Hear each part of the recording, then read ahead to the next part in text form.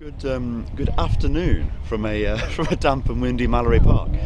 It really is afternoon already. We haven't been out for qualifying. We were scheduled to go at 11:25 this morning, but unfortunately in the slippery conditions a Civic went into the barrier and badly damaged it. So they called the lunch break early to give the circuit crew time to repair the barrier, which it seems they've now done. And now at 12:50 we've just been called to the assembly area to do our qualifying session on a circuit which I walked in the lunch break and found really very slippery and very variable around the lap, where there's rubber laid down, where there's people who drop fluids, where it's changing a lot. So my first time in the car since July, I think, and very changeable conditions on this Mallory Park circuit. 1.35 miles, around a minute 5 to a minute 10 in the wet, I think. So we'll get a decent number of laps in the 15-minute qualifying session, but time will tell where where I'm able to put it. More afterwards.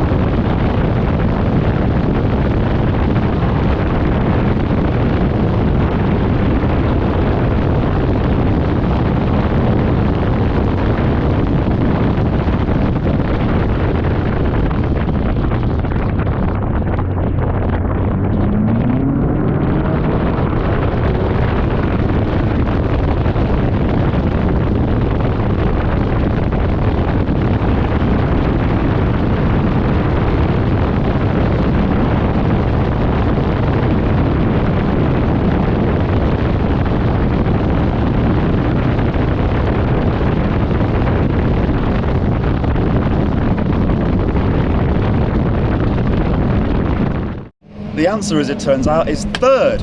Wow! I can't believe it. I'm so pleased with that out of a field of 13 cars on a really slippery circuit.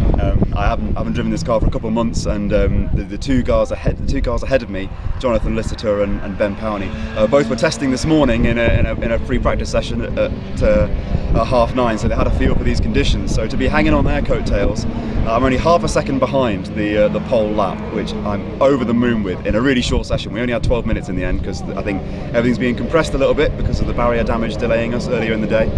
But the car felt fantastic. It was absolutely worth standing around for 4 hours from getting here at 9 to finally going on the circuit at 1 o'clock.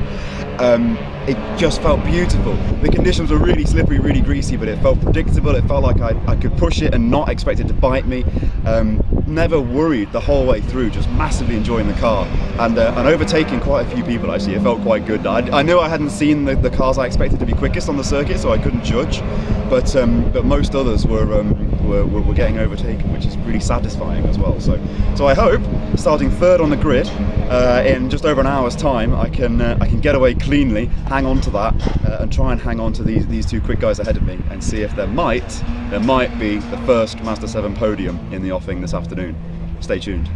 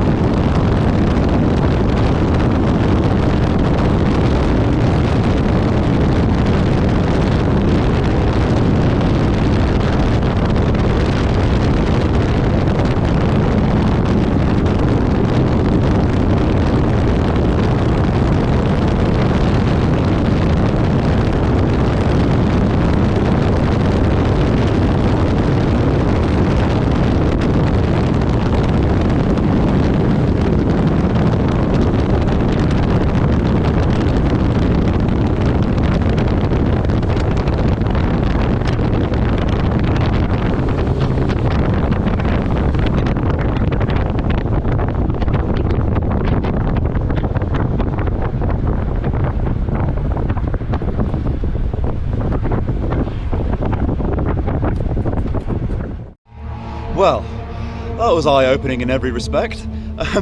Third on the grid of 13 cars, and it showed when the lights went out that these guys have done 6 races already this season, and that was only my third in that car. I completely fluffed the launch, far too many revs, a lot of wheel spin, and I got swamped immediately. I think I made it into the first corner 5th and was immediately in battle with a load of cars all around me. Had, to be honest, some fantastic racing, made a couple of mistakes, got mugged in a couple of places, came back at people, and was battling, I think, fundamentally 5th place for the first 8 or 9 minutes of the race, and then I had a little bit of a contact in the hairpin, and Mallory's hairpin is the tightest corner in the country. There's so little space even for cars this size and concrete walls on the inside, so you don't get a lot of options, and someone ran wide into the side of my car. Their front tyre caught mine, ripped the steering over, and seemed to dislocate my shoulder. I went to get 3rd gear and my arm wouldn't wouldn't move in that direction, so I put my hand up to let the marshals and guys behind know that I was in trouble, but managed to get it working again, enough to continue, way back at the back of the field, having let everyone through while I was trying to select gears, essentially, and get my arm working so I was safe to continue rather than coming in the pits. And then found myself on the back of David Mason, which was a load of fun, really good close battle. The car's quite similar on pace and us making lap time in different areas. I was quicker through Gerard's, and at the bottom of the hill he was a little bit quicker out of the corners at the top, so quite a nice battle going on there, until I lost all power climbing the hill on actually the final lap of the race. The car conked out completely, engine wouldn't run, starter wouldn't turn, so I retired it. Unfortunately, I didn't take the checkered flag. I'm shown as a classified finisher, I think, 1 lap down, but I didn't take the flag. I came straight back in the pits, and we found that a coolant leak from a poorly routed pipe had dropped coolant onto the alternator or onto the rest of the circuitry, blown a load of fuses, and the car was out.